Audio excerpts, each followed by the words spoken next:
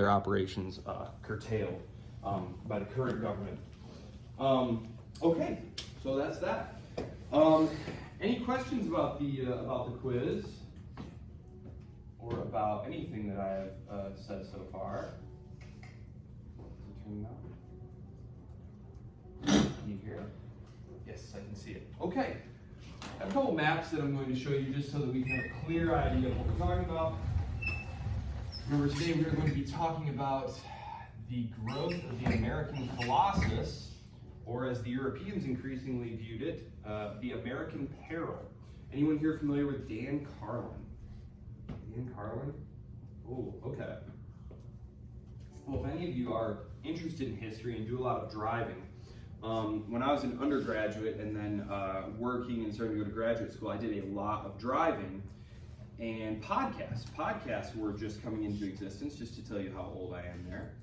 And Dan Carlin was one of the earliest history podcasters, and he has a great episode on the period that we're going to talk about today, and it was called The American Peril. And it's really great. You can find it on like iTunes or wherever you get your podcasts from. But yes, definitely check it out if you're interested. Let's see, computer 2. Okay. All right. So, and this is all under that great unwieldy chapter, imperialism. You'll remember this picture from last time. I had showed you how this similar motif shows up in other artworks such as John Goss's American Progress, which you can find in the Library of Congress today. We talked about the decline of land-based empires. One land-based empire is not declining, and that empire is the United States, which is going to be growing, going down here. As I said, this chapter is totally unwieldy. Okay, so we'll talk about a lot of things. I'm going to start with the Civil War. Some of this is going to be kind of Trivial Pursuit type of stuff. First off, this is the period that gives us Democrats and Republicans who are still here with us today. Who can tell me what political parties existed in the United States from the early 19th century all the way up until like the eve of the Civil War? There's a major American political party that's going to go out of existence. The Whig Party. The Whig Party. Now, the Whig Party had been the party of people like Henry Clay. They believed in things like using tariffs to protect American industry, using government tax revenue to do things like build canals and subsidize railroad building and all these different things, internal public improvements. Okay. Now the Democrats were a Southern party. They were a party of free trade. Remember, the Southern economy was largely raw materials, cotton goods, indigo, which was a type of dye. They hadn't invented synthetic dyes yet, and rice. They wanted to be able to export these crops into Europe and then import British manufactured goods. And so they didn't want any tariffs. They didn't want a tax protecting the American market, because then the British would impose a retaliatory tariff on incoming produce coming from the southern states. This is why in the 1830s you have the nullification crisis, the tariff of abominations. Andrew Jackson threatens to march down to South Carolina and hang everyone he finds down there. So the tariff was a big deal. The tariff was a big deal. That was one of the things that, other than slavery, was a huge deal that led to the run-up of the war. The Whigs are a northern and southern party. This is what's ultimately going to destroy the Whigs. People like Abraham Lincoln, by the way, were Whigs. William Seward, Whigs. What's going to happen here is the Whigs are not going to be able to take a firm stance on slavery one way or the other, because they realize that if they do that, they're going to destroy their party, because it's the North-South party. So northern members of the Whigs, people like William Seward in New York, is going to be very vocal that slavery should not expand outside of the states where it already exists. Okay? And remember, this is all happening in the context of all of these new territories that have been acquired. Remember, in the 1820s, the great Whig legislator Henry Clay, he had made the compromise line, right? There it is, right there. There's the compromise line, right? Got this great compromise line, and slavery is going to stay below that line and not come above that line. So states that come in north of the line are going to be free states, south of the line are going to be slave states. Well, the population of the north is expanding tremendously due to immigration. The revolutions of 1848, we talked about the revolutions of 1848. I'm just going to scroll down for just a second. The revolutions of 1848, we talked about this. Failed revolutions, right? They result in the reimposition of most of these monarchical regimes, right? Tons of people leave. There's actually a whole demographic literature called the 48ers. There's a massive wave of immigration. And it's largely, well, there's a couple different reasons. One of them is the Irish fleeing the potato famine in the 1840s. The other one, though, is, for example, Germans and Italians fleeing the war that is increasingly racking their societies. In fact, there's a very famous Senator Schurz. Senator Schurz. He's a German revolutionary who flees in 1848, and by the time of the War of German Unification in 1870, he's a U.S. senator writing like op-eds in the New York Times. So it's just kind of interesting. The population is growing. They're predominantly moving to the north because in the south it's very hard to get a job. Why is it hard to get a job? Well, there's a bunch of indentured labor. Free labor is in the north. That's where you can actually get paid a wage and stuff. Down south, labor is paid much lower. There's lots of enslaved labor. It's also very uncomfortable to work in the south. Air conditioning has not been invented yet. All of the industry is in the north. And so the northern states, so we fought this war against Mexico. Look at this. This was Mexico in the mid-1840s. Just look at this thing. It's not clear today that the United States of America was going to so totally dominate the Americas, and specifically the northern, the North American continent. Because up here is Upper Canada. This is all British territory, right? The United States has tried to invade Canada several times. They're going to give up during the 1830s and 1840s. They're just finally going to acknowledge that Canada is going to be a thing, I guess. If Thomas Jefferson were to be brought back to life today for 10 minutes to take a look around, I think the thing that would appall him most is that Canada is a thing. I think he would just be horrified that that wasn't part of the United States. No offense to any Canadians in here, but seriously, I mean, 90% of the population lives within 60 miles of the U.S. border. I mean, what's going on there? I mean, anyway, so there's Canada. I'm not anti-Canadian, just for the record. But here you go. So this is all British Canada. Down here, this is all Mexico, right? This is Oregon country. This is disputed by the British. Then we have all this unorganized territory here that the settlers are gradually expanding into. These are Indian lands. These are the Great Plains and stuff. This is, of course, purchased from the French as part of the Louisiana Purchase. Thomas Jefferson makes that purchase. It's not clear that it was constitutional for him to do that. That's always been hotly debated, but it was a real steal. Napoleon was in bad need of cash, and he had just come into the Louisiana Territory from the Spanish, and so he figured to himself, well, I'd rather give this to the Americans for some cash. These ports right here were very important in Louisiana. I'd rather give this to the Americans than have the British come seize it. And of course, this is going to be part of the War of 1812. Right? The Battle of New Orleans, which makes Andrew Jackson's political career. He fights it in New Orleans against the British, right? Not against the French or anything. That's part of the War of 1812. So, after the United States expands and takes away all of this land from Mexico, right? They buy some of it. The Gadsden Purchase is part of this too, but much of the land is taken as a result of the Mexican-American War. The southern states want to expand slavery westward. Now, the states of the upper south are also interested in this as well. The old planter class, people like Jefferson and Monroe and Madison, people who, when the Constitution was being framed and the question of slavery was being debated, had said, well, really, it's not clear that slavery is going to be economical. Free labor is probably going to be more productive. It's not clear that these other lands are going to be good for that. Slavery will probably just die a natural death. Well, that isn't what happens. And the economics of slavery are actually improved by new agricultural techniques, inventions like the cotton gin, marketization, the increase of industrialization in Great Britain, which was largely a textile revolution, and of course it ran on cotton. And of course these other states prove themselves to be perfectly adequate for growing cotton.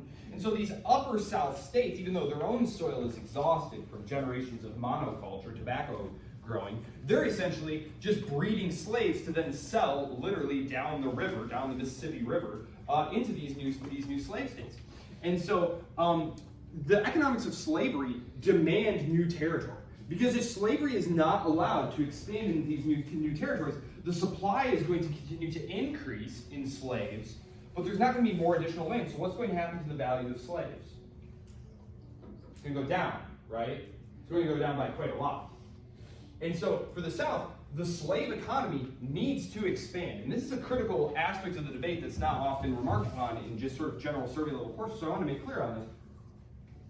Abraham Lincoln and the Whigs, their position is that slavery, and this is eventually going to be the Republican Party's position, because the Republican Party is basically going to be, the Whig Party is going to be destroyed because they won't take a firm stand on slavery, and the Republican Party is going to be a coalition of like Northern Whigs, Free Soilers, pure abolitionists who come from the Northeast there, and they're going to fuse themselves into a new political party, and they're going to contest the 1856 election. The first Republican candidate for president is not Abraham Lincoln, it's actually John C. Fremont. He's going to contest the election. He's a very interesting guy. He helped start the revolution out in California. They created the California Republic before it was taken in by the United States. He's a very interesting adventurer, sort of freebooter type guy, captain of the U.S. Army. Anyway, the position of the Republicans is that slavery can't be allowed to expand out of the South where it exists, that the rest of the United States is going to be for free white labor, that there's going to be, sort of homesteading and the expansion of railroads and industrial progress, and that it's going to be for free white labor. But of course, the South cannot abide this. The South needs to expand, otherwise the slave economy is going to collapse. This is why the war is fought. Over the course of the war, the Northern War aims change. They decide to go for the full abolition of slavery. They do accomplish this, but of course, Reconstruction, the process of undoing sort of a racial segregation, official government-sanctioned racialized hierarchy in the South, is not going to be accomplished.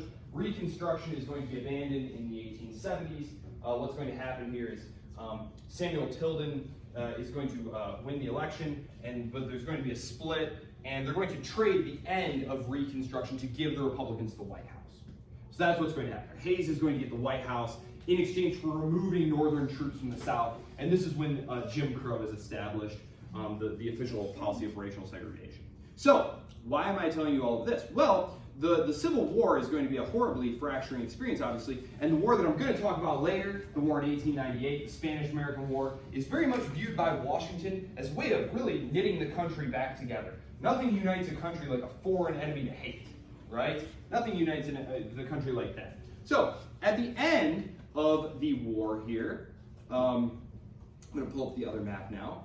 So at the end of the Civil War, what's going to happen is the United States government is going to finish its Indian land, its policy of removing the Indians from land. Right down here, you'll see Aloso and Williford have a graphic of the 5, quote unquote civilized tribes. These were tribes that existed in the middle of the Southeast, places like Arkansas and northern Mississippi, places like Choctaw and Chickasaw. These were tribes who had treaties with the United States, who had been assured that they would be allowed to keep their land there, and who had adopted or started to adopt Anglo-American methods of government. They had a Congress. They had started to dress in the fashion of English Americans, British Americans. I'll just call them Americans. They're basically British. There's some Scotch-Irish Presbyterians and stuff, but they're adopting Christianity, Protestantism. They're setting up their own plantations. Like they have their own slave market and stuff. So like they really do think they're going to be sort of absorbed into the new America. But of course, this is part of Andrew Jackson's wars. He pushes them all across the Mississippi River. This is known as the Trail of Tears.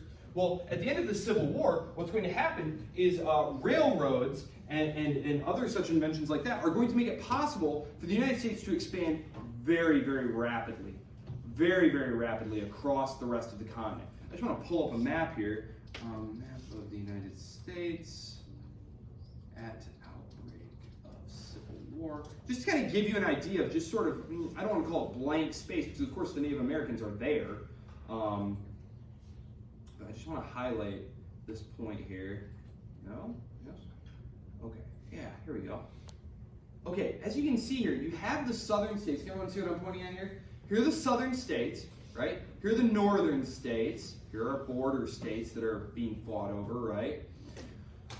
These territories here are unincorporated. What does that mean? How did you become a state? Well, first of all, you had to gain enough population to qualify to set up a state legislature, and then once you had run yourself, showing that you were capable of self-government for a while, then you applied to become a state, and the Senate voted you in, right?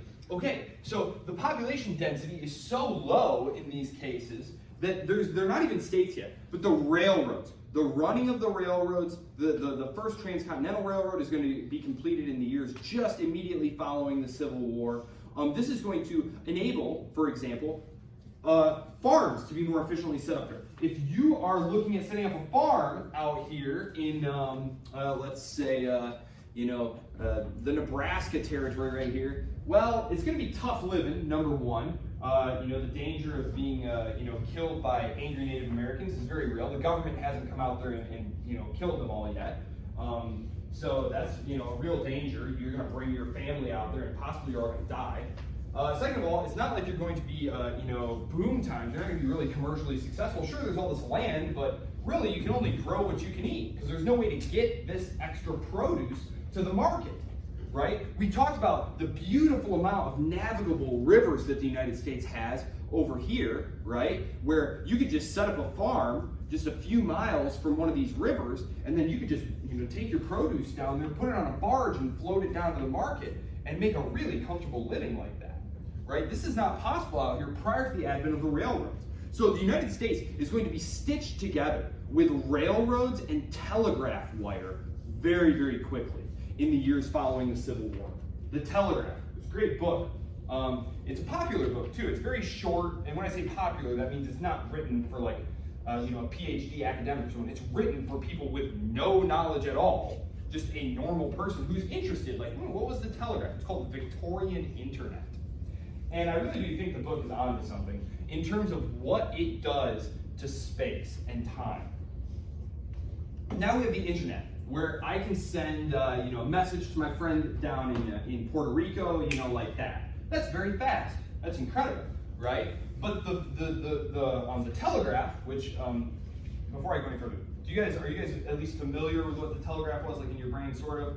Run the wires, right? Like almost like telephone wires. And on one end, you'd have someone tapping out a message in Morse code, like dot, dot, dot, dash, dot, dot, dot, Morse code, right? And then it would zip along the line to someone at the other end, and they'd have someone there writing down dot, dot, dot, dash, and then you decode it, right?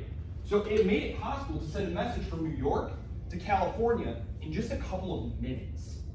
In just a couple of minutes. Now, again, yes, I understand it's much faster today with text message and stuff, but prior to the advent of the telegraph, our only hope of getting a message from New York to California was to have someone get on a horse, and you need a series of horses. You couldn't possibly ride a horse that far; it would kill it. But you'd have to have a series of horses, right? There was actually a thing called the Pony Express, right? Yes, the Pony Express. That's what it was.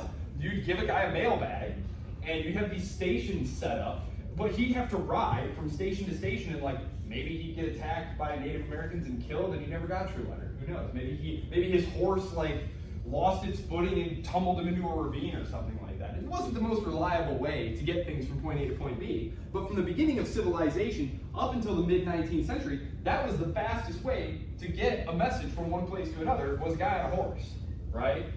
Now, all of a sudden, the British can send messages to India. The British are going to run undersea cables. They're going to figure out how to insulate the wires and make these big, thick cables, and they design this ship and put, thousands of miles worth of cable on there, and they literally run undersea cables at this time. So they can send messages all over the empire, right? And this is what's happening in the United States. Is you're stitching the country together and you're making it possible. Think about it. If you're thinking about setting up, a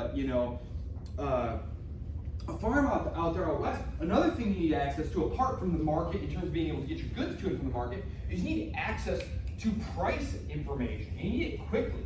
You don't want to get, some mail from a year ago where it says, well, the price of corn is trading at, 25 cents a bushel. What's it trading at now? What does it matter what it was a year ago, right? You need real-time market information. And this is what's going to happen now.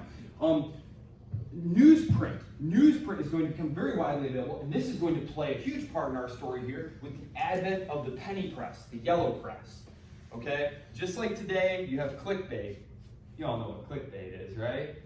We had the 19th century equivalent of clickbait. It was called the yellow press, and we're going to talk about that here because I'm going to transition to talking about the Spanish-American War and these papers that would have these totally ridiculous headlines and would just sometimes make up stories whole cloth, just to sell newspapers. So, fake news, right? Like literal fake stuff, right? Okay, so Alonso and Williford move from talking about this stuff down to talking about the Mexican War. Yes. Here we go. Oh, here's a fun one for you. During the Civil War, you'll read this in your book, but the French and the Austrians take the Austrian emperor's brother and try to make him emperor of Mexico. So that's just kind of fun. He winds up getting executed by firing squad. And that the battle that they win there, the Battle of the Pueblo, is the Cinco de Mayo holiday that they celebrate. Cinco de Mayo, so that's where that comes from. You'll read about it, but that's what's going on there. I already talked to you about the incorporation of that. U.S. imperialism. Okay, here we go. So, the United States had started acquiring island possessions going all the way back to the 1830s. And when you really think about it, the 13 colonies, what happened? Well, they were colonies, and then eventually they became states. What happened when you moved into a new territory? Well, it was a territory. It was governed by Washington. It was kind of like a colony. Like I said, the United States was a growing land-based empire. Well, the United States is going to take a huge step here, and it's going to become what we call a blue water empire. That means your territory is no longer contiguous with each other. And I'm actually going to pull up something here called the Guano Islands. This is sort of an odd episode of U.S. history. Guano Islands, United States. Right. Okay. 1856. Let's see if I can get an image of these maps here. Yes. The United States, along with a lot of the other powers, they start cruising around the world looking for these little islands, which you can see here on this map, right? You see where I'm circling there? That's the Pacific Ocean, by the way. Basically, someone had figured out, and I don't remember who it was, Priestley's name is sticking out, but I know it wasn't him. He did something with gases. Basically, they figured out that soil, if it was depleted, if you just put this thing called nitrogen on it, remember this is part of the scientific revolution that I haven't really been able to talk about at all, but this is going on. They're doing natural experiments. They're figuring out how things really work, right? Like they had some idea that the sun makes the crops grow and you need rain, but now they're really getting down to the elemental periodic table type stuff, right? And they realized that there is nitrogen. Nitrogen can reinvigorate the soil. When the soil is depleted, plants are sucking nitrogen out of the soil to grow and flower and make food. And if you have a way to put the nitrogen back into the soil before your next planting season, that will really help your crop yields. Now we have chemical fertilizers that do this, right? Or, as I'm sure some of you might have smelled, they still put literal animal droppings all over the field, right? The town smells very strongly of it usually in the spring. Are any of you freshmen or sophomore? Haven't experienced it yet? Okay. Yeah, if you haven't experienced it yet, this place will really start to stink here in a couple weeks. It's whatever. It's a couple weeks a year, and it's bad. I like it that they should always schedule new student visits in the dead of winter, I think. Shoot back in that way. Okay, so there are these islands called guano islands. Guano is just a euphemism for calcified bird droppings. Basically, you have all these seabirds who eat lots of really protein-dense, nutrient-dense, like fish and kelp and stuff. And then they roost on these rocks. We call them islands, guano islands, but they were really just large rocks, like the size of this room, basically. And you'd have hundreds and thousands of birds coming and stopping on this rock and pooping. And then the poop would bake in the sun, okay? And over the millennia, they had grown up to be huge islands. And someone, I don't remember who, but they figured out that, if you take some of this poop and you grind it up into a powder, and you spread it over your field, it's like steroids for your crops because it's just pure nitrogen, right? And so the United States and other industrialized countries who are revolutionizing agriculture, making larger farms, trying to apply science to get bigger crop yields for money, right? That's the capitalism is driving this, profit seeking is driving these innovations. These countries start trying to grab guano islands, and that's what they're called. Chemical fertilizers will be invented in the 1870s, and that's when the guano islands will kind of get dropped. But there's like 20 years where everyone is just mad for guano islands. The United States participates in that. But this is going to be slightly different because these were, of course, uninhabited islands. They weren't even really quote-unquote islands. They were more just glorified rocks, right? And you pull up there, you got your ship, you unload your guys, and it was horrible, horrible work. If you can imagine, you can probably imagine it was horrible, horrible work. But anyway, that's what it was. This island right here, what island is this? Who knows what island that is, just from looking at it? Anybody? Not the Dominican, Cuba. This is the island of Cuba. Now, one thing you might notice about Cuba, it's very close to Florida. It's very long, and geopolitically, it's a great choke point here, controlling access to the Gulf of Mexico, right? Very strategically located. The United States literally keeps a naval facility on Cuba to this day. That's what Guantanamo Bay is. That's where Guantanamo Bay is Cuba. It's a beautiful deep water harbor, very natural. The American government, almost from the very beginning, wanted Cuba. There were questions, should we invade Cuba? Spain controlled Cuba. It was one of Spain's last colonial possessions. We talked about how in the aftermath of the Napoleonic Wars, the Creole population, much like George Washington and their North American counterparts, looked at the Peninsulares, the Spanish administrators, as just kind of cumbersome busybodies who were constantly trying to take tax revenue back to Spain to feed the king and his corrupt court, right? So when Napoleon does them the favor of disrupting that relationship by removing the king of Spain and allowing them a period of self-government, they don't really want to go back. And so when the Spanish king, Ferdinand VII, I believe, comes back to the throne and tries to reassert control, they say, yeah, thanks, but no thanks. And so there's a series of wars of Latin American independence, 1820, 1821. Some of them will go on for an extended period of time. I think the war in Gran Colombia, the one that Simón Bolívar fights for the making of Gran Colombia, which is Venezuela, Panama, parts of other northeastern South American countries. That one goes on, I think, until 1831. But for the most part, these wars are pretty brief. The Spanish don't have the money or the manpower really to put down these rebellions. And so Spain is going to be able to hold on to a few possessions, one of them being the Philippines over in the Pacific, which I will pull up a map of that here, and Cuba. Cuba is very important because it is one of the richest islands in the Caribbean. It's one of the richest islands in the Caribbean. It's full of sugar plantations. Now, the United States wants this island. You can find people in the runs of the Civil War. Albert Gallatin Brown actually gives a very famous Senate speech. He was a senator from the South. I think he was from Mississippi, who had said,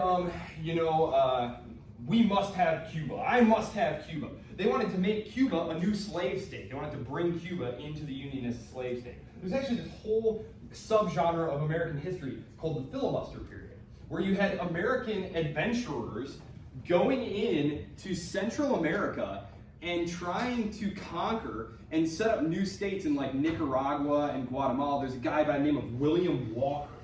If you want to Google him, he invades Nicaragua with like a couple hundred guys and makes himself president of Nicaragua, and it's in like the 1840s. And so there's a lot of this stuff going on. It was called filibustering. We think of filibusters now as like a stalling technique, but back then it meant like a sort of civilian, paramilitary, military expedition. A lot of this is going on. The Americans are very sympathetic to the Cuban cause. The Cubans are trying to throw off the Spanish. There's a lot of American investments here in Cuba, a lot of sugar plantations owned there. The American government does not militarily pursue action there. I believe it was John Quincy Adams, which is John Adams' son. He had said, by the force of gravity gravity will pull Cuba inexorably into our lap like an apple falling from a tree. We don't need to do anything. Eventually, it's close to us. We're really strong and powerful. Our economy is really big. Eventually, Cuba will just naturally go. We don't need to pursue a military solution to this question. So Spain is allowed to keep Cuba, even though this is a violation of the Monroe Doctrine. The reason that they're allowed to do this is because Spain is so weak. And so the United States government offers to buy Cuba several times. They offer them like $100 million at one point, which is just like a gobsmacking amount of money at the time. And the Spanish say, we would literally rather have the island sink into the ocean than sell it to anyone, because it's just a pride thing. It's really just a pride thing at this point. It's the last vestiges of their empire and their former greatness. They don't want to sell it. It is a very commercially valuable island anyway, as I said, for the sugar plantation. And so the Americans say, okay, fine, that's fine. You're super weak, you want a little something to do, that's fine, but listen up. We want you to sign an agreement called a no transfer clause. And the Spanish do sign this no transfer clause, which says, you can keep it, that's fine, but if you ever sell it, decide to sell it, you must sell it to us. And they let the British and the Germans and everyone else know, if you buy Cuba, if one of these strong imperial powers buys Cuba, it's going to be war with the United States. And again, it's because of its location, right? Like this could completely, if the British were to control Cuba, they could completely shut down access to all these Gulf ports. And of course, the ports in Louisiana are, a lot of that traffic is coming down the Mississippi and going out into the ocean, headed to Europe and the rest of the world through the Gulf of Mexico, out those Louisiana ports. So it's incredibly important. And the Americans are always very keenly aware of what's going on in Cuba. Okay. The Cubans are not super thrilled to be part of the Spanish Empire, obviously. So they're trying to throw off their rule. There are a series of revolts. 1875 to 86 is a big one. 87 and then 95. 95 to 98 is the last. So there's three. There's three Cuban revolts. They last several years. The Spanish have to be increasingly brutal in how they put them down. In fact, they're going to borrow an invention of the British. The British had invented what were called concentration camps. Not death camps. Death camps and concentration camps just became sort of synonymous with each other as a result of the Second World War. But concentration camps were a method of counter-insurgency warfare that had been pioneered by the British in South Africa. What you do is, how do guerrilla fighters survive? How do they survive? They blend into the population, right? They blend into the population. The population gives them food and intelligence and stuff. So what do? Well, you know, Mao I think called insurgents like little fish hiding in the sea. And what do? Well, you drain the sea. You gather up all the people, you take them off their land, and you put them in a concentrate them in a camp like this. Now, theoretically at least, the camp was supposed to have like running water and food and medicine and schools and all that stuff. It wasn't meant to be like a horrible, terrible place, which is what it wound up being.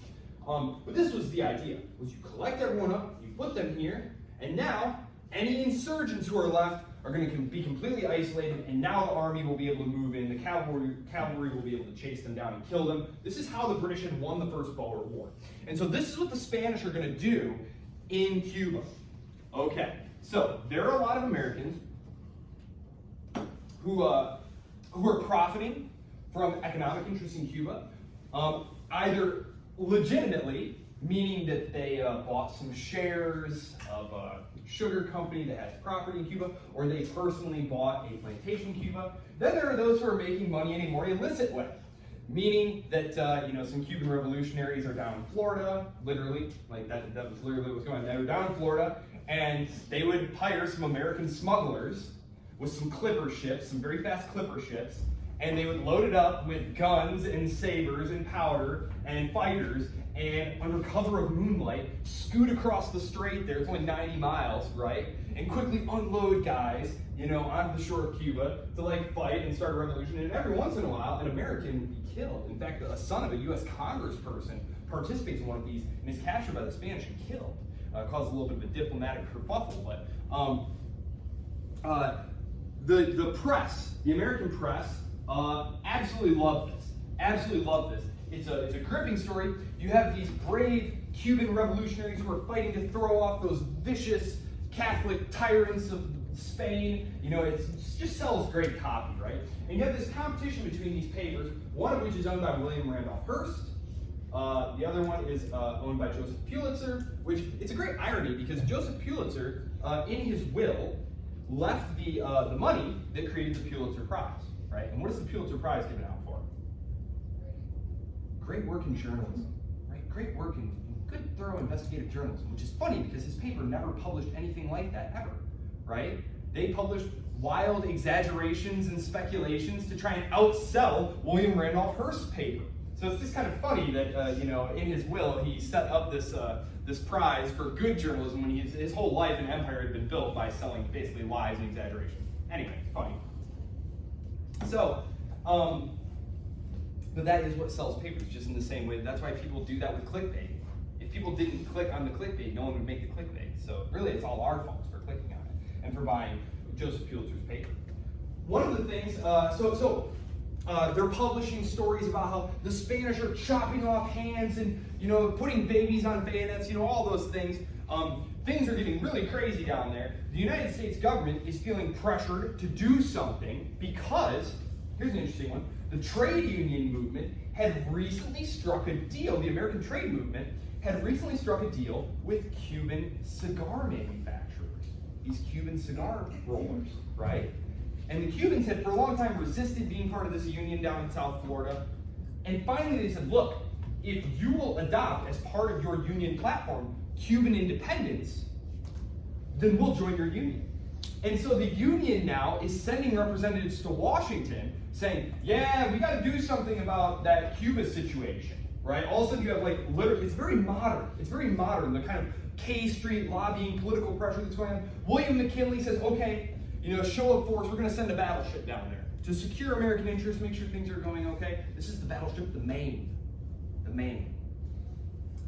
There are a few incidents in American history that, have you ever heard the expression, don't waste a good crisis? You ever heard that expression? Winston Churchill said it. Rahm Emanuel, Obama's advisor, said it. Anyway, what it means is that in a crisis situation, people aren't going to be thinking very clearly, right? They're going to be panicked. They're just going to want something done. They want some action. Do something. And so if you have an agenda that can fit with, sort of what the crisis is going on right now, you can get that thing done. There are a lot of very eager American imperialists, Teddy Roosevelt, William Cabot Lodge, Albert Beveridge. These are powerful men in American public life. A couple of them are senators. Teddy Roosevelt is in McKinley's Department of the Navy. These are guys who believe that America's destiny is to be a great power. And what do great powers have? I told you at this time, America is not viewed as a great power. It's a regional power, You don't want to go messing around with the Americans unnecessarily and start a war or something. But the British don't think seriously of the Americans as a competitor. The Germans don't think of America as a great power, nor do the Russians, right? They're on the make, they're on the up and up, but they're not there. And so Roosevelt and Beveridge and Henry Cabot Lodge, they believe that in order for America to become a great power, they must become an imperial power. This is the era of battleship construction, when the Americans start building great battle fleets and preparing to project power abroad. And this is going to be the first war where they do it. Because what happens is, here's what actually happened. The design of these early battleships was rather foolish. You had the powder magazine, gunpowder, right, for gunpowder weapons. They had the gunpowder magazine right next to the engine room. Okay, and these were coal-fired ships, so there's an actual fire. There's a fire, and you're throwing coal in there, and it's right next to the powder magazine. The literal heat would sometimes cause the powder to combust and explode. And this is what happens to the Maine. The Maine blows up, right? And this is why it blew up. Now, what the press is going to jump on and say is that it was Spanish perfidy, that the Spaniards must have, snuck a boat out there under the cover of night and put some explosives on the ship and blown it up. This is not what happened. And intelligent observers at the time knew that this wasn't happening because they pointed out, but didn't this just happen to one of our other battleships? And it very nearly was a total disaster. It was called the Oregon, was the name of the battleship. It had been sailing from its port around the bottom of South America. The Panama Canal didn't exist yet. And what had happened is some very alert engine room guys had realized that this was happening and that this powder was going to ignite, and they had just barely prevented this ship from blowing up. and several other ships had blown up, so it was an understood problem. But the press jumps on it. Joseph Pulitzer and William Randolph Hearst can't get papers out fast enough saying that, the Spanish did it, we don't need to see any evidence. If the administration doesn't react, we're just going to look weak in the eyes of the world. There's tons of pressure on McKinley, and McKinley gives in. There's really no reason for him not to. In fact, it's probably going to cost him seriously if he doesn't. And this is the thing, like today. Great example. It's not about what is actually correct or factual in politics a lot of times. It's a calculation of what is going to hurt you politically, right? Perfect example of this that happened not too recently. The Obama administration, the Biden administration is basically the Obama administration minus Barack Obama, like in a very literal sense. Antony Blinken, Jake Sullivan, Joe Biden, these were all Obama's guys. They negotiated the Iran nuclear deal that Trump said, it's the worst deal of all time, and he ripped it up, right? Biden, when he got into office, did he get back in the deal and say Trump is a foolish guy who didn't know what he was talking about and that was a great deal that we made? No, of course not. Because if he had done that, which he hinted he was going to do, they kind of put out some feelers, like, yeah, we're thinking about getting back in the deal. What does the press do? What do his political opponents do? He's weak. He's giving into Iran. He's embarrassing us. It's not a question of, well, is this a good idea? Why did we get out of this in the first place? It's just strictly a question of, how am I going to look? How is this going to play in the polls? And this is what McKinley is looking at. McKinley has an advisor by the name of Mark Hanna, very modern, small m modern, and you would recognize him today as a campaign manager. He thought in terms of money and public opinion, which that wasn't really how you thought of politics in those days. That was really an event. The first public opinion polls didn't come out until the 1930s, so he was very ahead of his time in that way. What's going to happen is the Americans are going to roll into Cuba. It's going to be a cakewalk. The Battle of San Juan Hill is the most famous. Teddy Roosevelt quits his job in the Department of the Navy, forms up a company of irregular cavalrymen, the Rough Riders. They go run the Spanish right out of Cuba, right? They run the Spanish right out of Cuba. In the meantime, the U.S. fleet is going to engage the Spanish fleet over here. I'm going to try and find a good, let me see if I can find a good map. Because I want you to get, there it is, okay. So here are the Philippines, right here, okay? The Spanish are controlling these. When war breaks out, Teddy Roosevelt's Navy Department had already given the fleet instructions. They had cabled them. We have telegraphs now. They had cabled them that in the event of hostilities with Spain, move on the Philippines. That the Philippines are weakly guarded and this will be an easy land grab for us because we're starting to build our own overseas empire. And this is exactly what happens. The Spanish vessels are so decrepit that the commander of the fleet doesn't even know whether or not they'll be seaworthy. I mean, they're literally sailing out there in mid-century, wooden floating pieces of junk. The battle is over in 20 minutes. The Americans completely eviscerate them. And so this is going to be all well and good, very successful, short, neat, little, wonderful war is how it's described in the press. Actually, the Philippines are not going to be super pleased about being occupied by the Americans, and there's going to be a brutal, brutal war of counterinsurgency. And it's going to be one of those sort of ominous foreshadowing kind of moments, because in the foreground, you have this great victory in Cuba. We've driven out the Spaniards. We've helped give these people self-government. It helped stitch the North and the South together. The American forces are going to be commanded by an old Confederate general, Joe Wheeler, who's actually going to put on the blue uniform of the Union. And it was sort of symbolic of helping stitch the country back together. In the Philippines, which was kind of out of sight, out of mind, most people weren't even really aware that the United States had taken the Philippines as a result of this war. It was a war for Cuban independence, after all. What the heck is the Philippines? They're going to fight a 7-year war there to pacify this population. And pacify is just a euphemism for kill enough of them that they stop resisting your occupation. This is where the .38 Special is going to be invented. The old police revolver bullet? The .38 Special? Familiar with that? No? Well, basically, the old cowboy gun shot a 45 long Colt, not a 45 ACP, a 45 long Colt like this. But it wouldn't go through the shields of these native warriors in the Philippines. And so the army technicians had to get together and come up with a new bullet that would work, that would punch through the shield, and that's where the .38 Special came from. And that was used by police right until, 1970s, I think, is when they started replacing that with 9mm parabellums. But there you go. The United States is going to take the Philippines. They are also going to take Guam. They're going to take Puerto Rico. Cuba. They're not going to be able to get Cuba, though, which sounds kind of weird. Like, they took all these other Spanish possessions. Why didn't they take Cuba? There was an amendment. There was an amendment attached to the Declaration of War that said we cannot then absorb Cuba. We cannot conquer Cuba. And so Cuba is going to become sort of a neo-colonial possession. A neo-colonial possession is one that is nominally self-governing, but is so overwhelmingly dependent on another country that they're essentially a colony, right? That they're essentially a colony. And it's going to be largely American agribusiness that dominates Cuba up until the 1950s when Castro, who's actually the son of a wealthy American puppet there, is going to have the Cuban Revolution. I don't know that we'll actually talk about the Cuban Revolution very much. It's sort of a minor event, but that's what happens there. So Cuba is nominally independent because of that amendment, but the United States goes ahead and grabs a bunch of other Spanish possessions, and this is the beginning of the American overseas empire, which the Americans will hold on to until after World War II, when they give the Philippines independence. And of course, the Americans have held on to some of these to this day, right? Is American Samoa a state? No, of course not, right? It's a U.S. possession. Guam, is that a U.S. state? Do they have, all the rights and self-government? Where's the senator from Guam, right? It's not, right? Okay, so it's an empire in plain sight. Okay, thank you all so much. Do you have any questions?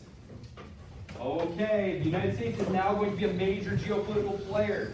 When the war between Japan and Russia breaks out, the United States is going to help mediate that conflict. And when the war between the great powers breaks out in 1914, America is going to be looked at by everyone as the possibly decisive actor in the event.